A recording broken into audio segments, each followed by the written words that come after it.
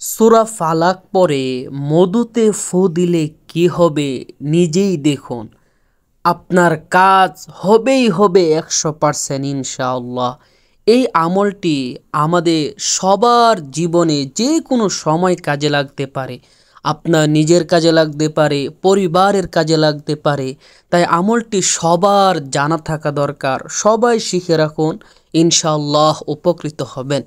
তো আমলটি সম্পূর্ণ নিয়ম আজকের ভিডিওতে জানাবো। ভিডিওটি খুবই ছোট হবে, অনুরোধ করব না টেনে শেষ পর্যন্ত দেখবেন।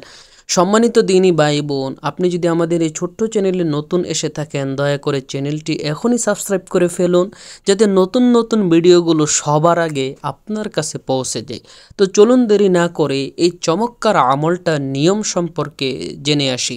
প্রথমে নিয়মটা বলে দিব, শেষে বলে দিব এই আমল দ্বারা আপনার কি কি লাভ হবে, কি কি উপকার হবে।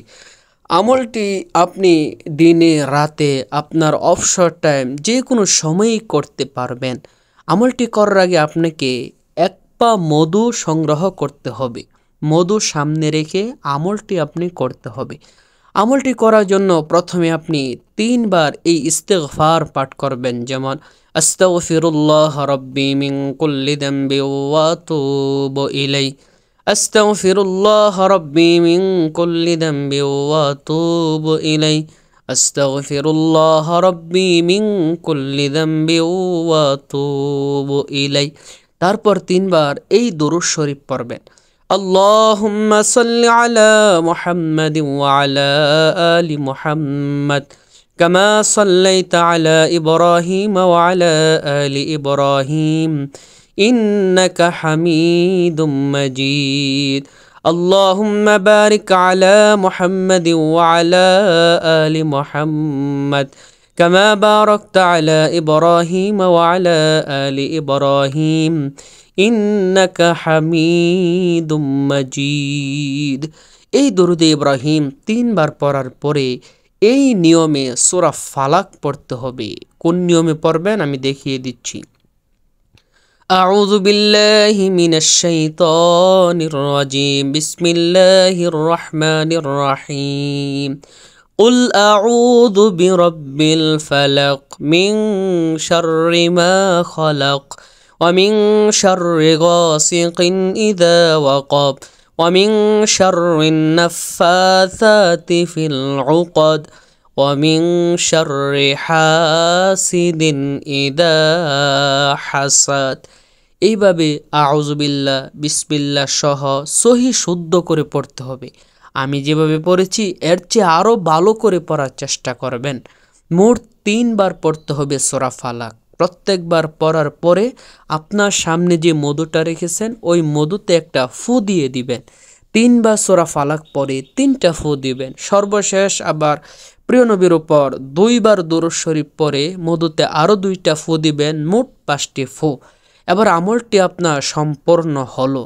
তো এখন এই মধুটা কি করবেন আর এই আমল করার দ্বারা কি কি লাভ হবে চলুন জেনে আসি।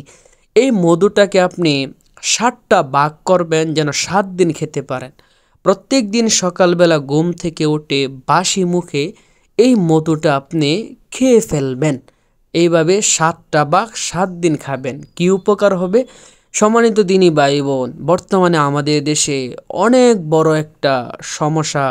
অনেকে শত্রুতামি করে, দুশ্মনী করে, তাবিজ করে, জাদু করে, কালো জাদু করে, ব্ল্যাক ম্যাজিক করে, এমনকি নিজের আপন মানুষেরাও বিভিন্ন খাবারের সাথে মিশায়া তাবিজ করে, জাদু করে। একটা জাদু আর তাবিজের কারণে একটা মানুষ দিন দিন অসুস্থ হয়ে মারা পর্যন্ত যায়। যারা এই জাদুয়ে আক্রান্ত বা তাবিজ করেছে, আপনারা এই আমলটি করে মধুটি 7 দিন খাবেন।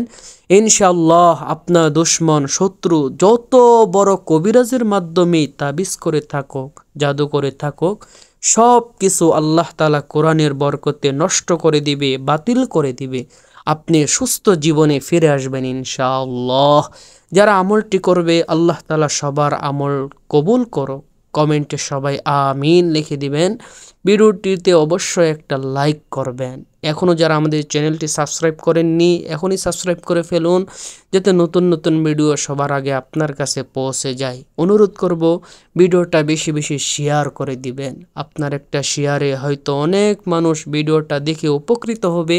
আল্লাহ তাআলাও আপনাকে অসংখ্য সওয়াব দান করবে।